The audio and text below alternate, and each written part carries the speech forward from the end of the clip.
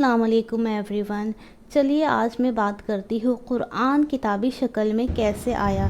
کیا قرآن ڈائریکٹ اللہ کی طرف سے کتاب کی شکل میں نازل ہوا بائی اینجل کی طرف سے ورڈ ٹو ورڈ اللہ کی طرف سے آئے؟ ہر مسلم کا یقین ہے کہ قرآن اللہ کی کتاب ہے، اس کے سارے حروف ڈائریکٹ اللہ سے آئے ہیں۔ تو کتابی شکل پہلے کیا حضور صلی اللہ علیہ وسلم کے زمانے میں تھی؟ تو ایسا نہیں ہے۔ کتابی شکل پہلے آپ صلی اللہ علیہ وسلم کے زمانے میں نہیں تھی، آپ صلی اللہ علیہ وسلم کے جانے کے بعد کتابی شکل میں آئی۔ پہلا ورڈ ظاہر ہوا آپ صلی اللہ علیہ وسلم پر بائی اینجل۔ آپ صلی اللہ علیہ وسلم غار میں تھے، اینجل آیا اور کہا اقرا۔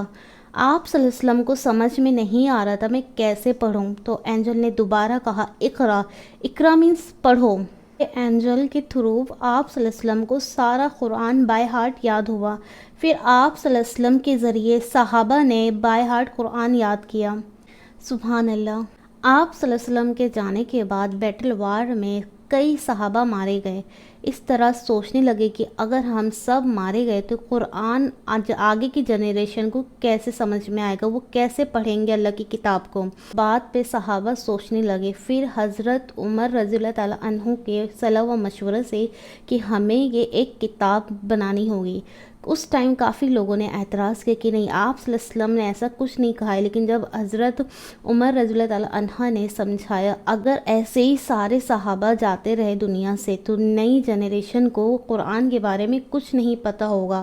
اگر ہمیں آگے کی جنریشن کو بتانا ہے اللہ کی کتاب کے بارے میں، قرآن کے بارے میں، تو ہمیں قرآن کو کتابی شکل دینا ہوگا۔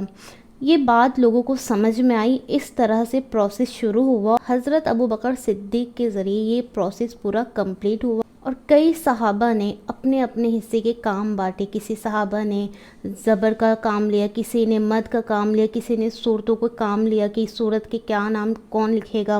اس طرح سے ٹائم لگا، لیکن یہ بہت اچھے سے اور بہت محنت سے قرآن کو کتابی شکل میں دیا گیا۔ حضرت عثمان بن عفان رضی اللہ تعالیٰ عنہ نے کچھ 7 کتابی شکل تیار کروائی، کسی کا ماننا ہے 6۔ ایک قرآن کو کچھ جگہ بھیجا گیا، جیسے ایک تو مکہ میں محفوظ رکھا گیا اور آس پاس کی جتنے بھی شہر تھے، یمن، بحرین، شام، کوفہ، اور ایک مدینہ طیبہ میں محفوظ رکھا گیا قرآن، تاکہ یہ محفوظ رہے اور آگے کی جنریشن کو کتاب مل سکے ہماری۔